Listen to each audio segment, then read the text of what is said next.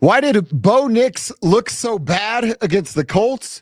And shame on you Broncos fans for booing the rookie quarterback. Plus, why is Nik Bonitto now on his way to be the defensive player of the year? I'm going to answer all those questions coming up right now.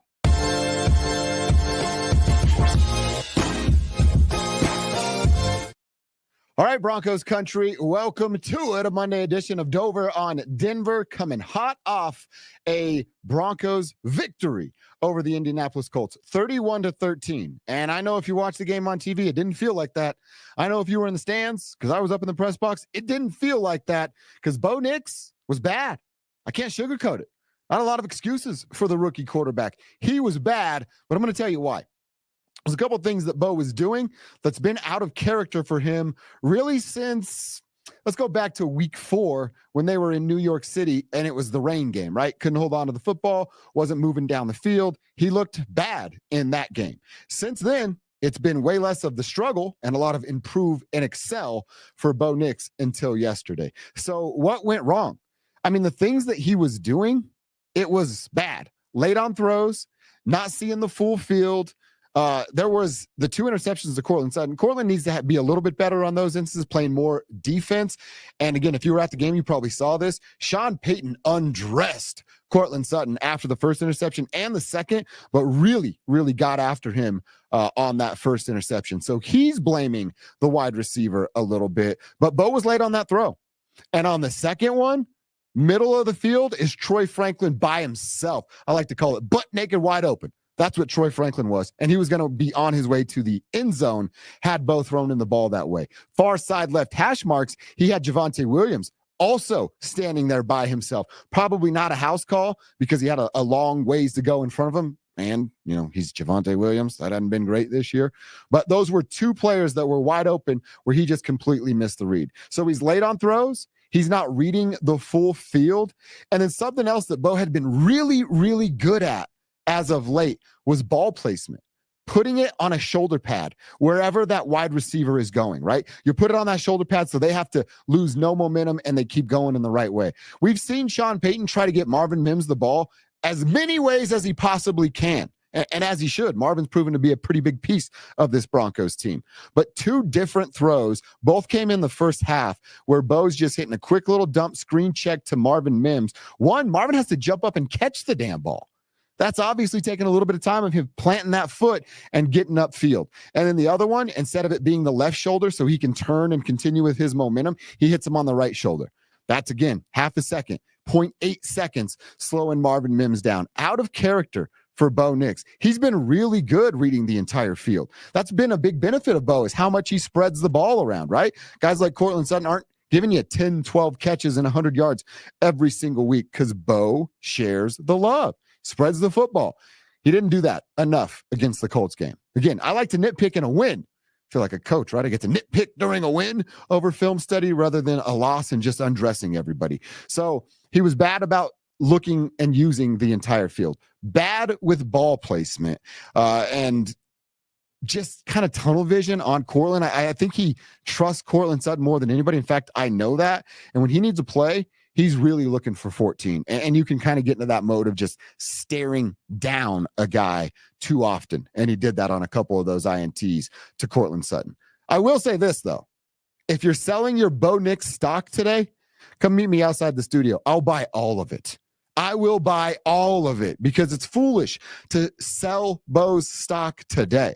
And I don't know if that's what the fans were doing in sections 103, 104, and 105 yesterday at Mile High. That's right behind the Broncos bench. And it's right behind where the quarterbacks and quarterback coach Davis Webb hang out and look at that tablet. Because Courtland Sutton said it. It's on my social media. If you go check my Twitter at Joshua Dover, I have the video of Courtland defending his guy, saying, hey, we heard you saying what you were saying behind Bo Nix there. Now, I'm also the guy that says if you're a fan and you buy the ticket, you can pretty much do whatever you want. Now, don't punch people in the face. And if there are women and children around, try to dial back the F words from time to time. But outside of that, man, I'm not the guy to tell you what to do with your ticket or your cheering or booing. Courtland was. And I will say this a little bit to defend Bo Nix. We live in a, hey, right now society, right? You're watching the game. You know it's a 60-minute game. You know, there are 4 quarters to be played, but one mistake happens in the first quarter, well, you're thumbing out something on Twitter. Or if you're in the stands, you're yelling out something in hopes that a player will hear you. That's kind of just the society that we live in. I know a lot of players expect, hey, you ride or die with us because we have Denver on our shirt.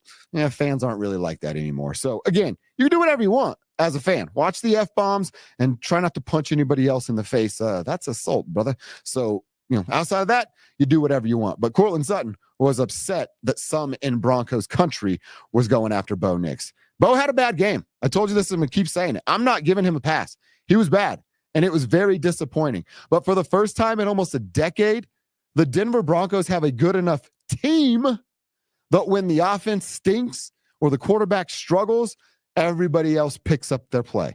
The defense elevated Bo Nix yesterday. Marvin Mims, as his punt returner, elevated Bo Nix yesterday.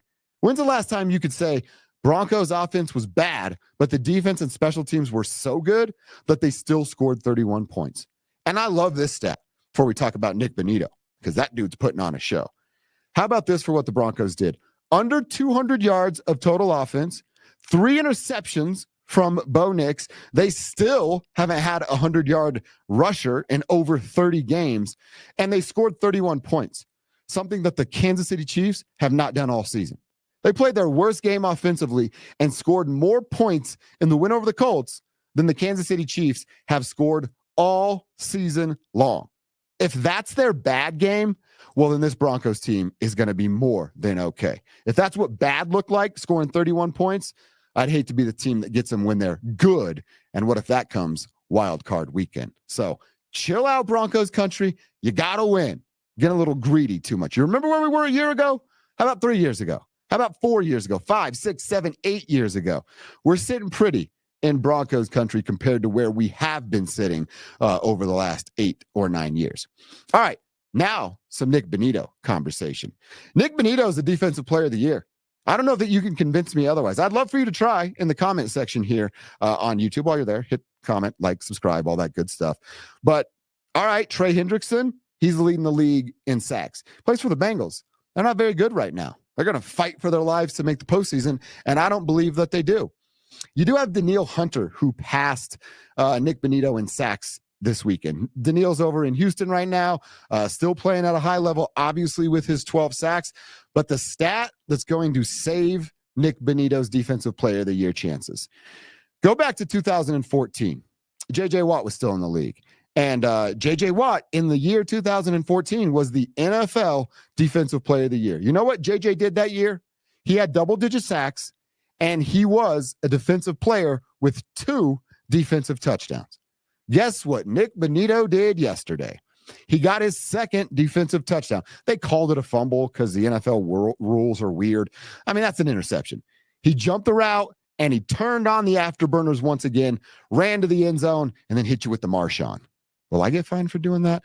It was awesome what Nik Bonitto did there. This dude now has double-digit sacks and now has 2 defensive touchdowns, just like J.J. Watt did back in 2014 when he was the Defensive Player of the Year. T.J. Watt's now dealing with an injury. He's another guy that you have to be concerned about because not only is he a top sack player, tied for 3rd with Nik Bonitto, he's also forced the most fumbles in the NFL at 5, where Bonitto does not have that. But the 2 defensive touchdowns, and I just spent time telling you we are a what have you done for me lately society. Those voters, they're going to remember the 2 defensive touchdowns coming in the latter part of the season because they're right there. So for my money, for my vote, Nik Bonitto, he is the 2024 NFL Defensive Player of the Year. Now that makes his price tag get a little bit more hefty for the Denver Broncos, who need to re-up with him this offseason, but that's not my money, so what do I care, right?